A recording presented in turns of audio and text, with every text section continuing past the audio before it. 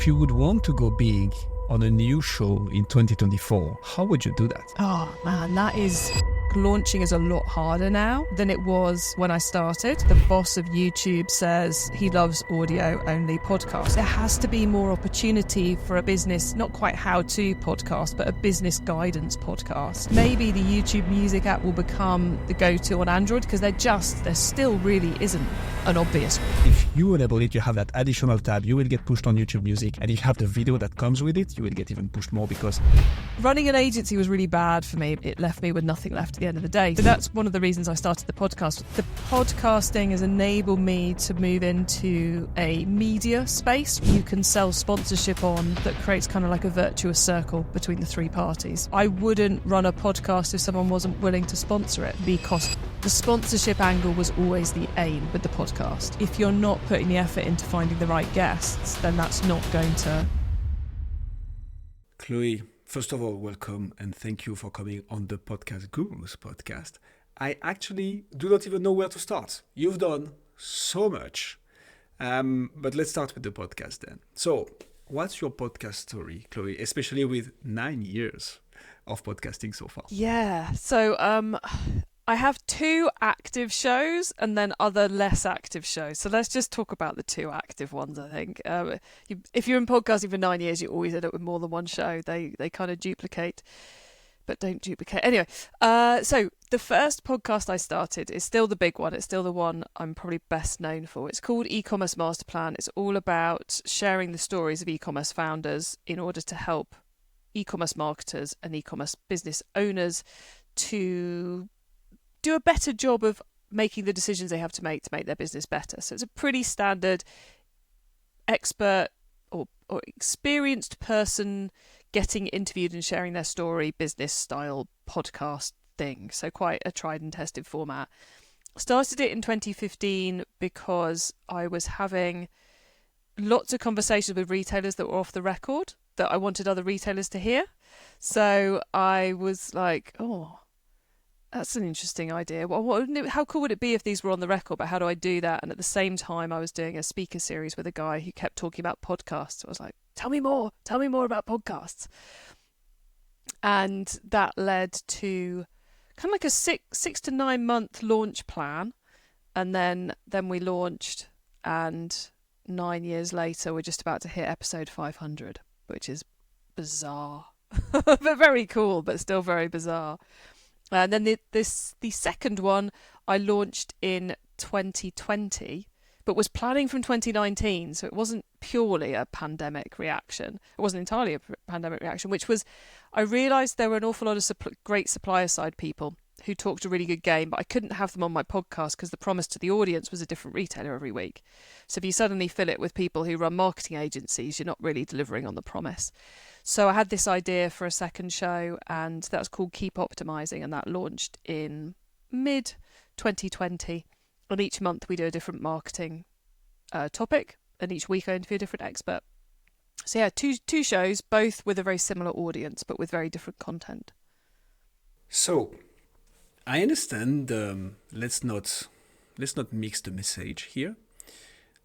Didn't you? I mean, I have so many questions. The 6 to 9 month launching plan as well. I want to understand what was in there. But just to follow up on your latest point, wouldn't it be interesting to kind of compound of the audience you already created on one show, saying, hey, to bring you even more insights, we're gonna, broaden the topics we're gonna touch upon as well as the guests, and kind of squeeze the message that way? Why did you feel it was more relevant and actually maybe important for your brand and your podcast to create 2 separate shows?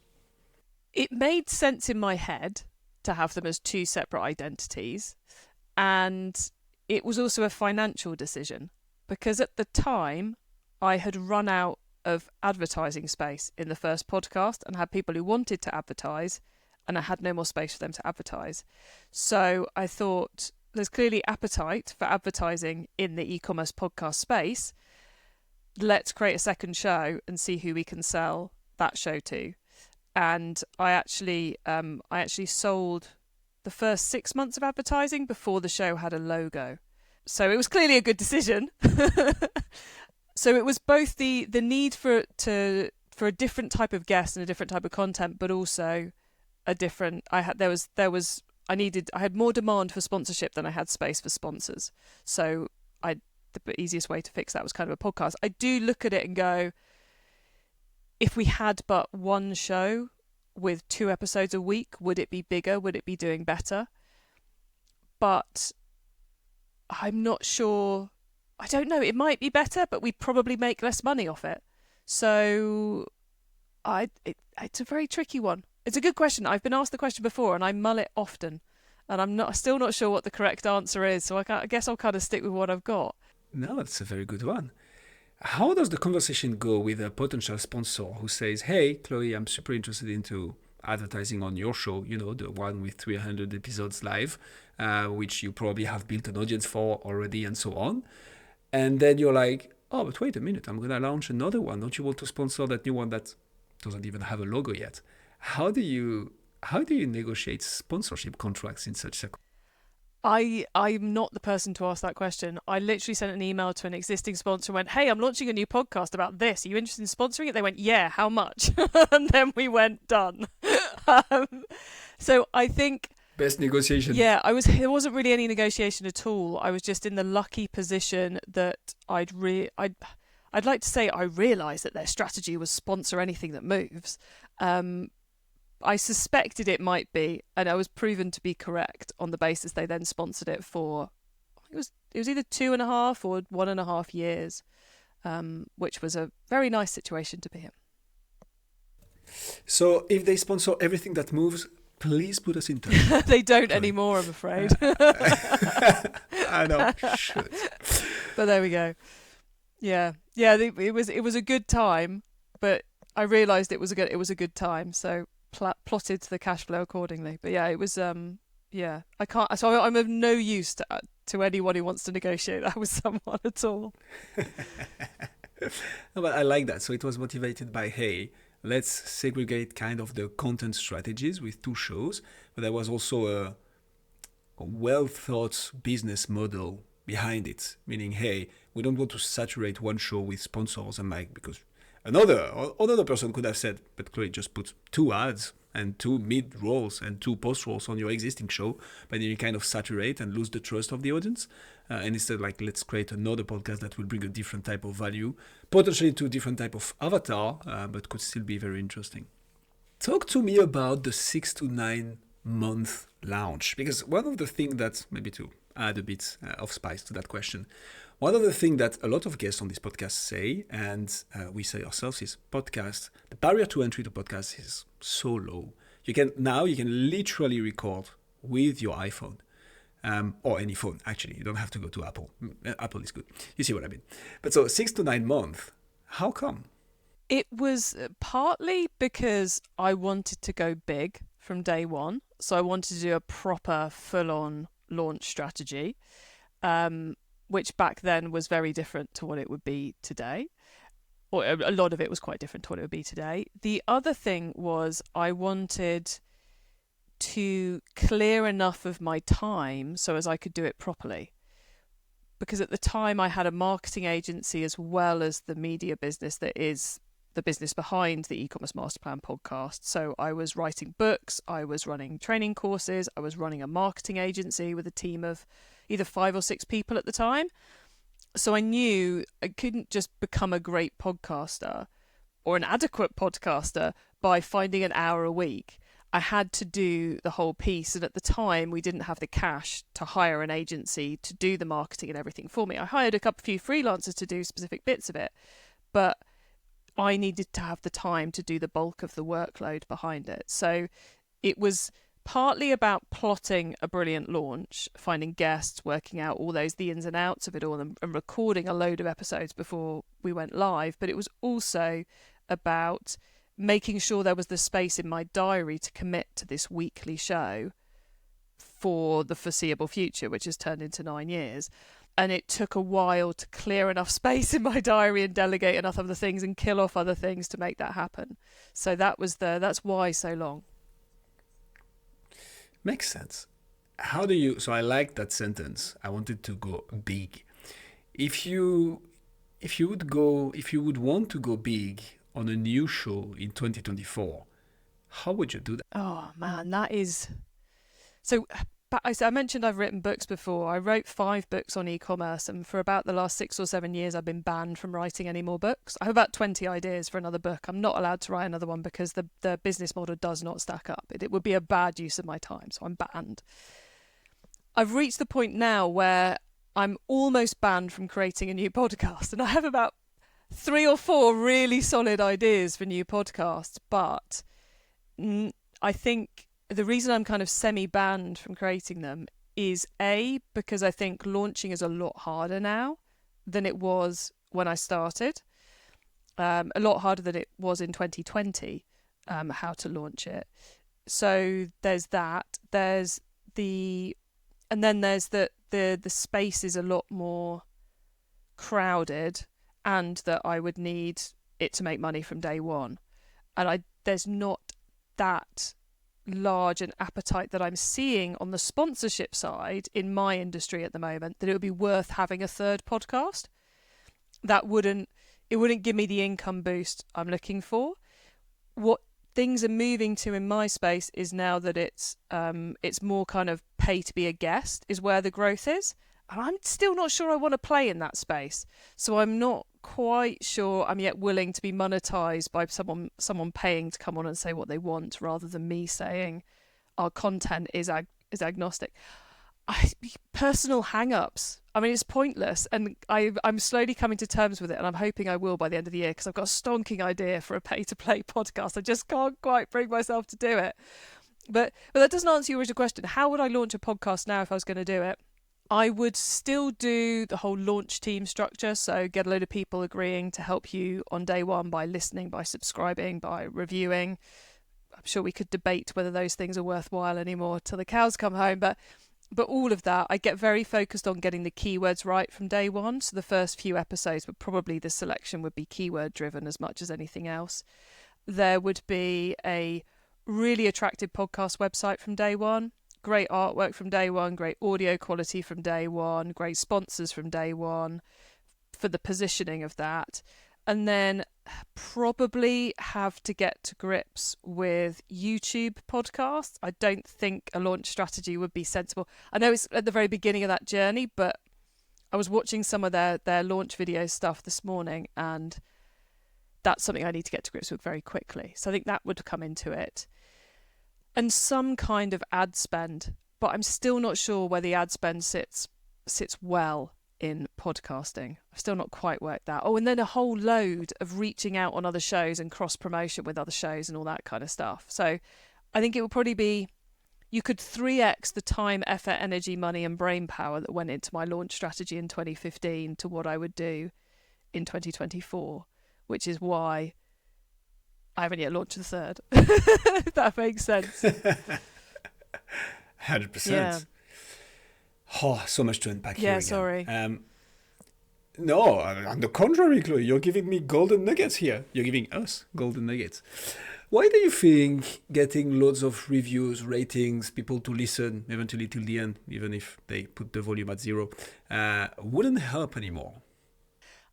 I think it's one of those areas that I think it would still help, but I don't think it's the core of the strategy. So back when I started, it was all about ranking on Apple.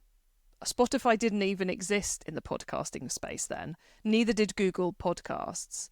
It was 90-odd% Apple Podcasts, and they neglected that platform so much. You know, there were just podcasters all over the world, refreshing, new and noteworthy, hoping to appear, and then complaining in forums about the fact the rankings hadn't changed in 3 days because they just ignored. They were not very proactive at that time. So I think I kind of grew up in podcasting where it was the be all end all, and now you hear a lot of ratings and reviews are trash, and this is trash, and listen stats are trash, and actually it's all about this. So I think I say it because I'm I know my old thinking's wrong and my new thinking isn't quite accurate, I suppose. You must look at this a lot more than I do, Guillaume. So what's your take on it? Do I need to readdress it and get back into ratings and reviews again? Oh, I love that. So multiple things.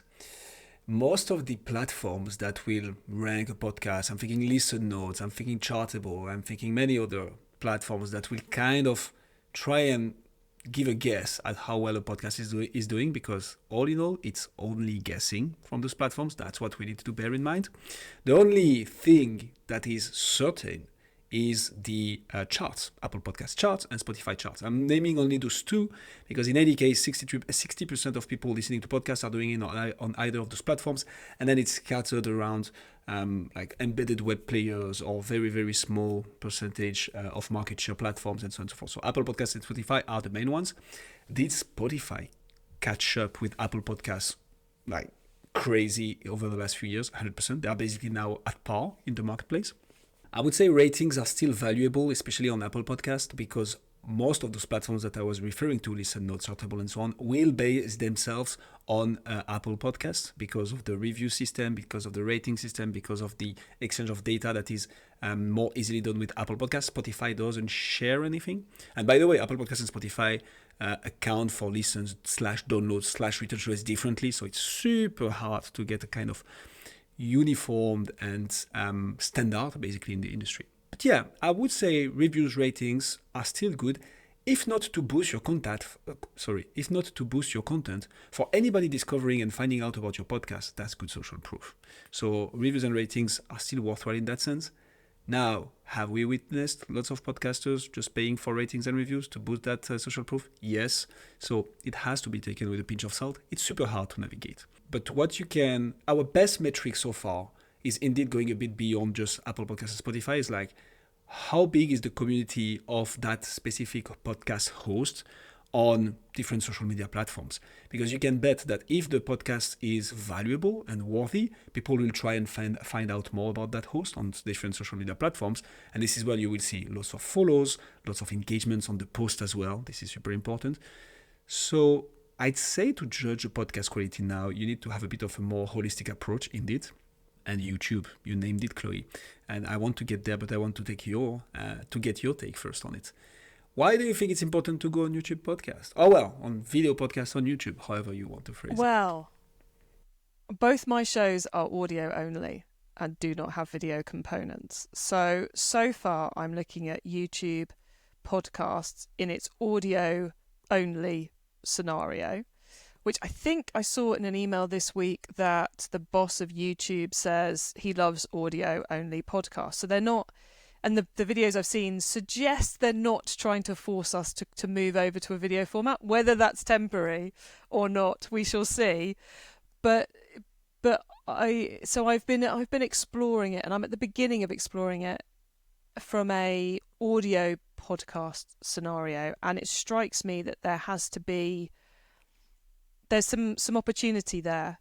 I think more than if you're going to go into like short video plays and, are you going to do Instagram shorts, you're going to do TikToks. I think there has to be more opportunity for what is essentially a business, not quite how-to podcast, but a business guidance podcast on a platform like YouTube where people are already going for that content, and you can have them play it and get the shorts on a platform that is already massively SEO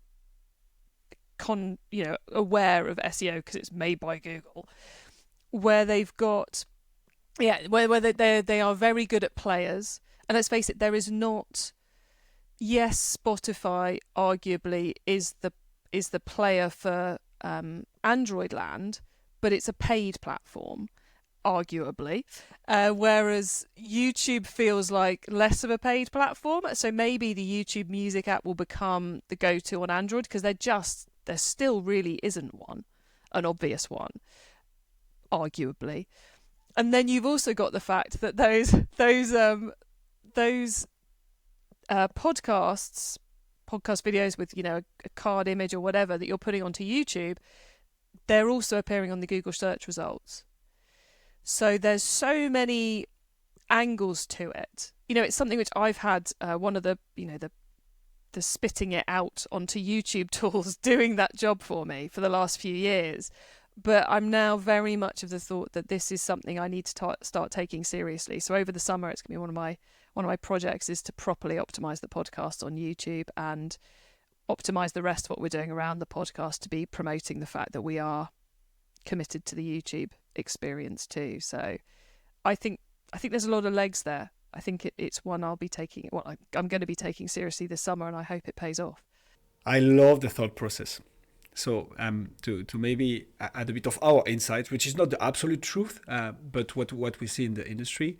So right now, when we launch a podcast with a client, for instance, we say, hey, you're probably recording with Riverside, where we are recording right now, Zencaster, Google Meet, Zoom, StreamYard, whatever, you name it. There are plenty of tools out there.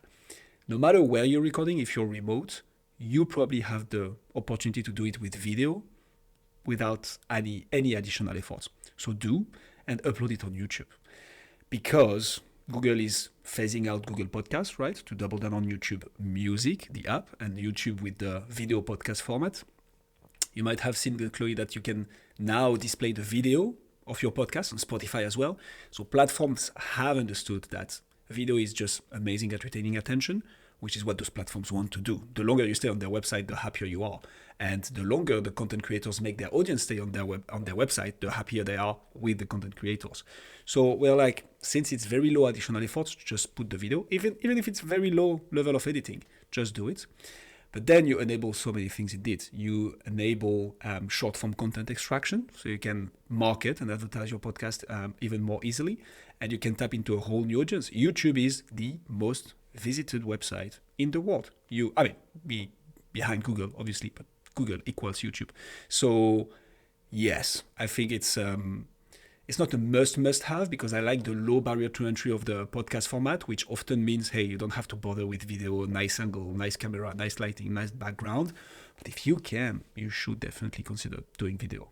And it seems like they're putting a lot of cash and force behind it. I mean, as we're recording, they're doing they're doing a whole video series for different regions of the world on webinar series of how to get on with your YouTube podcast and all the things that are going on. And it's not two people like we are right now, just two people chatting it through. These are high quality videos that they've really put some thought into, and you're watching it and you're going, you really want us to play this game? Bit like TikTok is really wanting e-commerce brands to play the TikTok shop game at the moment, and they're incentivizing and they're building it and they're really working hard to do it. And I think if any of the big tech platforms are playing that game, you're a bit stupid if you don't jump on the bandwagon and see what you can get out of it. Couldn't agree more. And there is something so interesting about those platforms where they launch a new product or new service or new feature. You can be sure that they will put lots of budget and they will push lots of audience onto there. Example is with Instagram Reels. Like as soon as Instagram kind of said, hey, Instagram is still the static picture and like single photo app, but they were pushing so hard on Instagram Reels because they saw it was the future and they didn't want to lose their users over TikTok. Now, when you see that YouTube is literally adding a tab on everybody's podcast channel for the podcast section next to the short section, that means something. It means that if you enable it, you have that additional tab, you will get pushed on YouTube Music.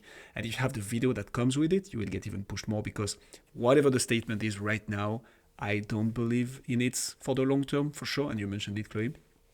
I think we are leaning towards video podcast, which is a good and a bad thing. But hey, low barrier to entry, and then reaching out to a new audience, I guess. Whew, that was quite a tangent, but I love it. Where are you going to take us next? Chloe, tell us. Yeah, so I want to take us through your story, because I was trying to put together the kind of the of the timeline of what you are doing. You went from e-commerce client to marketing agency owner. You started a podcast. Now you have a media-based business with the e-commerce tech. And I'm probably telling the story the wrong way, or definitely not the best way. So please walk us through what's your journey. And if you could include in that what the podcast brought you and how it helped your business or helped you different endeavors, that would be absolutely awesome. Cool. So been in e-commerce in one way or another for 20 years now, which is just bizarre, but kind of cool. It all started, like you said, I was working for UK high street retailer, running their catalogue mailings, a lot of their online activity, and then became head of e-commerce for a group of mail order brands. That became an agency that I ran for 10 years that mainly did Google ads and Facebook ads. And The business I now run, which is now, as you say, kind of a media company, we produce content, people sponsor it. That's what we do in various formats. But that began as a coaching consulting business called eCommerce MasterPlan, which then became the name of the podcast, based around books. So I was going to do that whole, you write a book, then you do courses and you get coaching clients and you make your millions that way. But it didn't really suit me. And that was created as an escape route from the agency because I'm an introvert, which I think many podcasters secretly are introverts. We may not seem it, but we are. So running an agency was really bad for me because, you're dealing with the staff, you're dealing with the clients, you're dealing with a new business, and it left me with nothing left at the end of the day. So I was trying to find a route out, which I thought was going to be the coaching consulting, but that was actually just more of the same. So that's one of the reasons I started the podcast, was like, this might work. I got very into the John Lee Dumas Entrepreneur on Fire business model, which is you create the content, the sponsors will come, and life is rosy. It took us about 3 years to get our first sponsor, but the sponsorship angle was always the aim with the podcast. And another reason why Keep Optimising was started, that second show that started with the sponsor on day one, was because I'd done the maths and I worked out if I could have two sponsored podcasts, then I could stop doing any consulting and I could stop working directly with retailers. So the podcasting has enabled me to move into a media space rather than what was an agency space, and then became a coaching space, and has now become very much a media space. And we're not purely podcast. We also run webinars, which take sponsors, and we have the eCommerce Tech website that I bought last year, which is a content site, a big directory of tech. But all of it kind of comes together to help the audience make better decisions about their e-commerce activity, and that's the theme that runs through it all. And we got newsletters as well, because why wouldn't you? Which also takes sponsorship. So the podcast was the entry point into the world of creating content that the audience loves and that you can sell sponsorship on, that creates kind of like a virtuous circle between the three parties. And now I just create more of that kind of stuff, basically. Escape routes. So you quickly touched upon it on the why. But so first question, how do you exit of a marketing agency? Asking this from a totally biased point of view, because I might be interested. I discovered, one of the things they tell you when you become your own boss is so much freedom. There's no freedom at all. No freedom at all. You're responsible for everything. You're alone. Right. And you can't quit, basically. You cannot quit. It's not really possible. So I spent 5 years working out how to get out of my agency. And I'm sure many a business coach would tell me I should have done it in one. I should have just ripped it up and exited stage left and go and recovered from the destruction it wreaked on me personally from an energy standpoint. But I really liked my team. I had an amazing team and I had some amazing clients. Yeah, we were never massively profitable. I was terrible at growing the business, but what clients we had were lovely and the team we had was lovely, and I didn't want to leave them in the lurch. And I discovered kind of one of the routes to selling. So I explored a lot of different routes to selling, one of which was we pay you a very nice salary for 2 years and we take your agency. And I was like, that would mean I still have to do this for 2 years. So that's not a solution. Not interested, because I'm clearly not going to last the 2 years. So I would get nothing for it. So in the end, I sold it to one of my team, and she's still running it to this day, and she's doing amazing things. She's running it far more successfully than I ever did, and it's a joy to see her and the team succeeding and thriving with what they're doing. But it took me 5 years to get to that point, and I'm glad I did it that way. But I know a lot of people would have gone, 5 years of pain. Why did you do it? But yeah, so that's how I exited, was selling it to one of my team. But I explored pretty much every option along the way, but that was the only one that worked because we just weren't big enough or growing enough or with the right list to really sell it in any other way. That's very interesting. I've listened to a podcast, actually, an episode of one of our clients, where they were explaining how to plan for exit in the home service industry, basically, when you have a HVAC or plumbing or electrician kind of business. And the guy, Patrick Lounge, actually, I remember because I edited it myself, this episode, was saying that actually, for small businesses, lots of transactions end up happening between the owner and an employee of the company. So it's very interesting to see this in action. And that makes sense, right? Because you're like, who better than somebody who is in the team for like a while to take over and grow it even further, that has the energy and so on. So super, super interesting. Can you tell us the story of the first sponsor, Chloe? And by that question, I also mean, didn't you want to give up at some point when it took you 3 years to find the first sponsor? Where you're like, is it what you had in mind when you started the podcast? So I was very aware. So it took us a long time to find the sponsor because I wanted to get the show to a point where it was worth having a sponsor. So in my space, eCommerce, our sponsors are primarily software companies selling to e-commerce businesses. So if they get conversions from the podcast, they can be worth thousands and thousands and thousands or tens of thousands of pounds. So we don't price on a CPM. We are fixed fee per episode, way ahead of what you get if you're running many types of podcasts. There's not many, I'm assuming most people listening are in the B2B podcast space. You set your own prices. You're not paying £10 per 1,000 listens or whatever it might be as the going rate at the moment. So I was aware it was my price to set, and I didn't want to take a price that wasn't worth me sacrificing the listeners' ears for. So like, I'm sure from day one I could have got 20 quid an episode, but I didn't feel like it was worth subjecting the audience to adverts, which, as you've already mentioned, that it's not given a choice. Will people listen to a show with adverts or without adverts? They'll listen to one without adverts, all other things being equal. So I was like, I don't want to abuse the audience's ears with ads if I'm only getting £10 an episode, because quite frankly, that's not worth the time it takes to do the paperwork or raise the invoice. So, I had a level at which I needed to be able to be paid for it to be worth taking sponsorship. I can't remember what that level was, so please don't ask me. But there was a level, so it took us a while to get to a point where we could make that. So I was like, well, we just won't bother with it. We will just run the podcast on as low a cost as possible, take income from other areas, keep building the momentum and building the connections, and that sooner or later it will come to pass. And then it seemed, I think there was some point in the first 3 or 4 years in, there was a point where I think someone at HubSpot did a presentation on the fact that everybody should be doing podcast advertising, because it was like a switch flicked. And we were suddenly getting more people wanting to sponsor and willing to pay our prices than we had space for. Hence why a few years later I ended up doing a second podcast, or one of the reasons I ended up doing the second podcast. So it was a bit of a waiting game for the stars to align.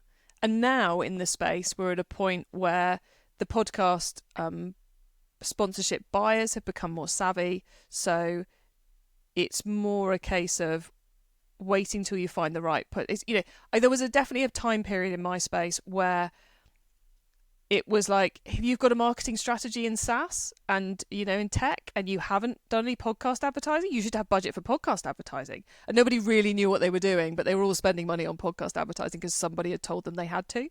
We're now in a more sensible arena, which I'm glad we're in a more sensible arena. It's less lucrative, but it's a better place to be because you're building longer term relationships with sponsors rather than it being, we've got to spend X on a podcast sponsorship. We'll do a month and someone else does a month, and it being very quite erratic. Now it's a lot more consistent. So does that answer your question, Guillaume? I'm not sure. I went off on one. Yeah, 100%. No, so that I mean, Chloe, it 100% does. In my opinion, you explained why you waited 3 years, so that makes sense. I actually a follow-up question on this, not in terms of amounts of sponsorship contracts, but when do you deem an audience big enough to say, hey, this might be worthwhile sponsoring the podcast? Day one now. Oh yeah, right. Okay. So back then I think. I have no idea what number we got to. It was more a case of me going, how much do I need to be paid? Right, we'll set that up as a sales doc, and when someone's willing to pay it, I'll take the money. And then over the next few years, I just kept upping it. People kept paying it, and that's pretty much what I've carried on doing. So I'm not sure now. I wouldn't run a podcast if someone wasn't willing to sponsor it. So if I do the new idea I alluded to, that will almost certainly have an element of pay to play, pay to be a guest, because that I can monetize from day one. It can be cost neutral from day one for me and probably profitable.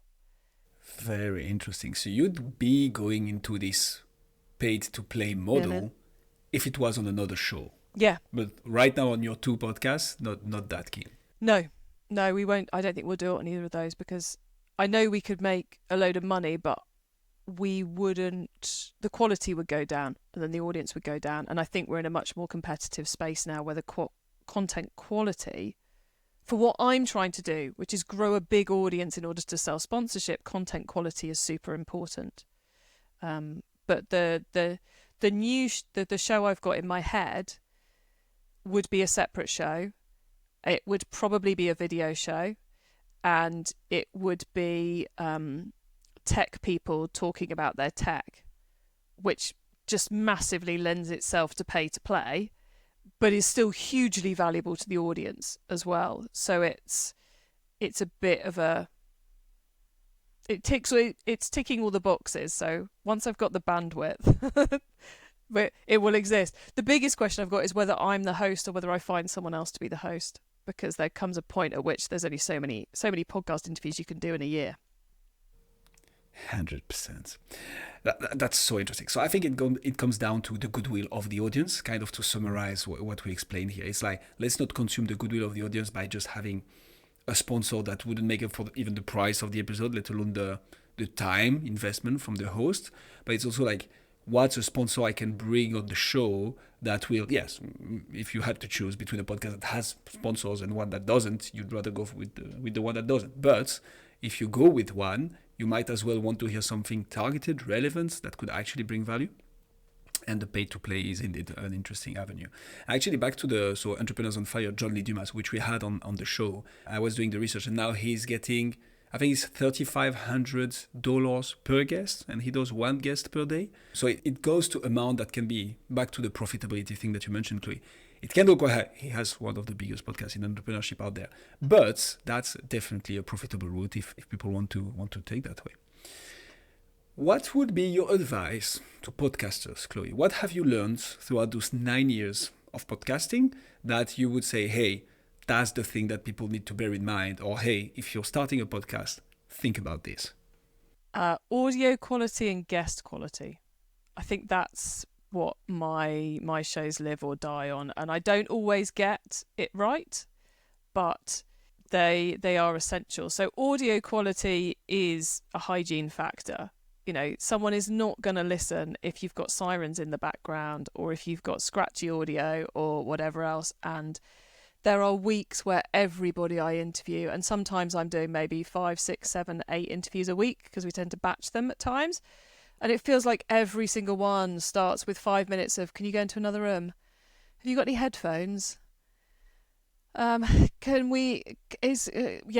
cope with the dog. If the dog makes noises, we'll stop and we'll edit out the dog. And it's like, you're just like, really? Does nobody get this?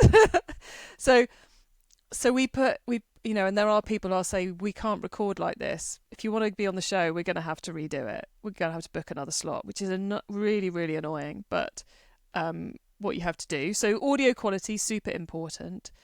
And then the other thing is the guest quality. And we put so much effort into finding the right guests. So much effort on both shows, trying to find the perfect mix. So on Keep Optimising, we've just done a series on a month-long series on SEO. So we tried to find the perfect guest on link building strategies that are working right now for e-commerce, the perfect guest on the technical side of SEO, a great guest on the content side, and you're trying to constantly trying to balance the quality of the topic with the quality of the guest in terms of, are they big enough name to draw in new listeners, together with what they're actually going to talk about. Are they any good as a podcast guest? And it's so time consuming. And then on eCommerce MasterPlan, because we're interviewing brands, and you mentioned about Entrepreneur on Fire being able to charge their guests $3,000, $5,000 per episode, because the people listening are the target audience of the people who are going on that podcast. eCommerce MasterPlan, I am interviewing an e-commerce brand who's going to be heard by other e-commerce brands who may have, the great majority of them are never going to buy from them. I still am in awe of the fact that any of them are willing to give up their time to come on the podcast, because there is literally nothing in it for them apart from an ego stroke. That's basically it. So we still, but when we started, we must have invited 10 to 20 people for every one person who actually recorded. And now we are probably inviting maybe 5 to 8 for every one person who actually records. And the research time to find that, I mean, it would be super easy. I'm sure, Guillaume, you get all the people asking to be on your podcast. Today I got a military man asking to be on the podcast to come and talk about how he'd survived his military career. I'm like, really? Have you read the name of it? Yeah, he's like, did you know? You're clearly not a target. So, I could easily fill it with the people who asked to be on the show, very easily, very lazily, but it wouldn't work for my show. And then there are multiple e-commerce podcasts that I suspect the hard and fast e-commerce podcast lovers are subscribed to all of us. And if they see that same guest on Kurt's show, on Cunley's show, on Ian's show, on James's show, yep, they're pretty much all men apart from me. But if they saw them on all their shows, and then I come out with them, they're not going to listen, because you've heard the same person talking about the same thing on 5 different shows. I don't need to hear them again. I mean, I know Chloe asks great questions, but it's not going to be worth my time. I'm going to listen to something else. So I try and be very aware of the fact that my audience are picking from all the e-commerce podcasts each week and deciding who they want to listen to. And yeah, obviously I'm a brilliant host, so they want to listen to what I'm doing, but it's so much more about the guest and what they're talking about and what their business does. And so we put so much effort into finding the right guest. So guest quality is super tough, super hard work, and prepping the guests and doing all that kind of stuff is super hard work as well. So you live or die on your guests if you're doing an interview podcast. So I love that. I'd never heard anybody going that deep and that hard on guest quality checking, pre-brief selection. That's actually impressive. That makes sense. I would argue though, if you don't mind me, Chloe, people might be coming for the host. I myself listen to podcasts, but I know other people who listen to podcasts because they know somebody will ask absolutely amazing questions to certain guests that they might have heard or seen on other platforms, where they're like, yeah, but my podcaster will go exactly where I want him or her to go with that guest. And that could be definitely a differentiating factor. And I'm pretty sure that people do that with you. I mean, a podcast wouldn't be successful if it was just for the guest, right? It's also the quality of the host who's drives. Actually, I had a guest saying this. You invite the guest on the show, but then you let him or her drive. You're just here to potentially give directions if needed. And I was like, that's so good. But it takes so much skills and so much hosting practice to be able to do that. Leave the floor to the guest and be like, it's funny that I'm saying this was giving a whole rant. But rant away. Exactly. But it takes skills, and I think that that plays a role in it. I mean, you wouldn't have 2 successful podcasts if it wasn't for this as well, in my opinion. Oh no, I think you have to be a quality host, but if you're not putting the effort into finding the right guests, then that's not going to create a successful show. You've got to have the quality of the guests, otherwise it's not going to work out. Yeah, and audio, back to your first advice. It's initially an audio-only format. We're talking about video now, but it's literally the main thing. yeah, you have to get it right. You have to get it right. And there are some tools and like some audio editors that can do a good job post-production. But if you begin with dogs barking in the background and note retaking, that's not going to do for a nice episode. Back to maybe more broader topics, Chloe, and like I like to tap into the knowledge of our guests. What's the thing that nobody think about asking you that is yet so obvious to you and could bring so much value to your audience? It can be anything. It can be e-commerce, it could be entrepreneurship, it could be marketing, it could be podcasting. What's the one thing that's in one of the shows where you get interviewed or even when you speak with your guests, you're like, nobody's asking me about this, but that's the thing I've seen. That's my edge. That's my competitive advantage. Well, yes, I'm asking you to give away your competitive advantage here. What's the thing that nobody asks you and that you're like, isn't it obvious? I don't know. That's a really good question. The thing is, if you're in business for 20 years, and the great majority of the last 20 years I've been my own boss, and I've had consultancy in various arenas, then an agency doing various things in different sectors, then a kind of like a big book coaching idea, and then podcasting, and now a media thing. There's a lot of stuff that could come into that. I think though, and this is something I talk about a fair amount, so it doesn't entirely fit with the things I don't get asked about, but I think it's one of the most important things I talk about, is getting to grips with who you are and what you're good at and what you need to be good.